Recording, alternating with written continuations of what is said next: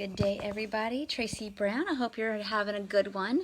So, you would be surprised, or maybe you wouldn't, to have me talk about this topic today around fear of the dreaded H word, healthy.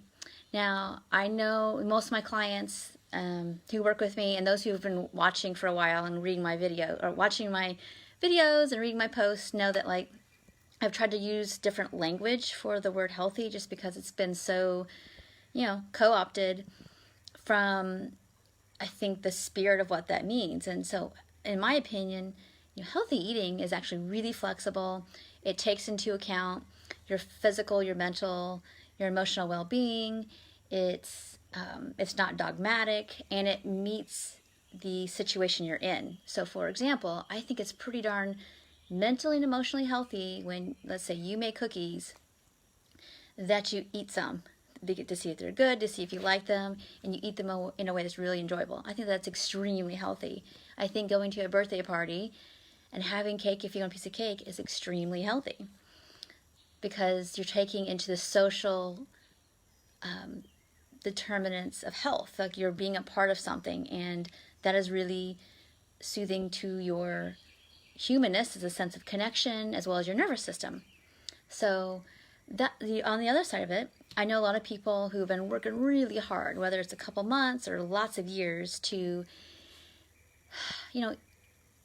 really free themselves up from good food, bad food, food rules, being dogmatic, not allowing what other people are doing with their food to determine what they're going to do with food.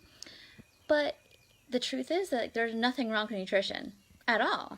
And in fact, obviously there's a whole field dedicated to it that has been curious about it and what helps people hedge their bets the best we can in this messy thing called being a human, where we have wear and tear and we age and all that good stuff. And how can we help ourselves hedge our bets the best we can?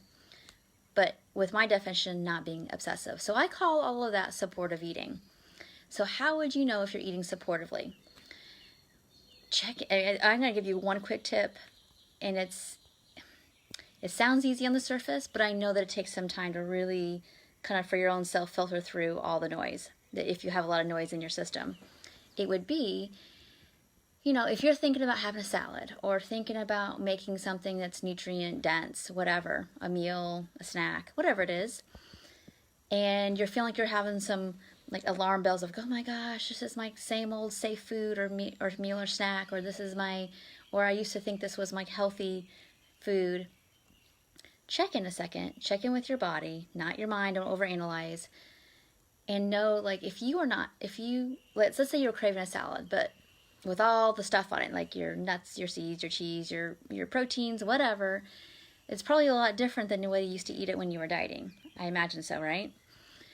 So take that into account. But also think about, if you looked at all the rest of the food you had available to you, does that sound the best? And does that sound the best because you were wanting something fresh or something just different? And if that is a match, it's a match.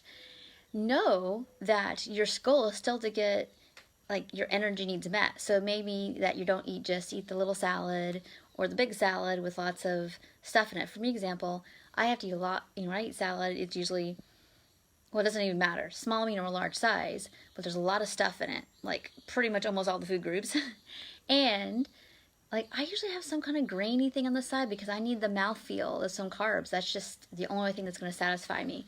So I'm just really cognizant of that, and I don't try to make, let's say, salad be a meal unto itself, thinking it will satisfy me, even though I wanted a lot of the components in it. So I hope that helps. Now, I've had a lot of clients kind of put off this whole a general nutrition phase of their recovery just because they're so scared that it means they're going back. And I tell people, one, remember that if you don't have the intent to try to lose weight, the percentage is pretty low that you're going to use any kind of higher nutrient dense food eating to try to manipulate your body size, and you still have your mind and your desire to be free as a resource. So it means okay, you can use your mind. Hey, am I choosing this meal because I think it somehow is healthier? If you're catching yourself even using that language, that's something to be concerned about. If you're thinking, I really want this, oh, and it's great, it happens to be really nutrient dense, and I eat it, and I feel fine, feel good. Not that you could feel healthy from eating broccoli. I don't buy that. But if you feel good, just like if you're eating something else that was less nutrient dense, you're on the right track, and that's to be honored, and congratulate yourself that you're able to like put nuance and really live in integrity with your food choices that aren't you pulled yourself out of diet culture and eating in a nutrient dense, varied way, hopefully, that is sustainable. So I hope this video helps. It's just a way to kind of bring some more nuance to this topic, because I think people do get scared. I mean, I got scared. Okay, am I eating this salad? I just use that as an example today because that's what people typically eat on diets. A lot of times they fill themselves up and all that jazz. Not everybody, but a lot of people. But am I eating this food because I think it means something better about me? I think it's going to help me lose weight or prevent myself from gaining weight.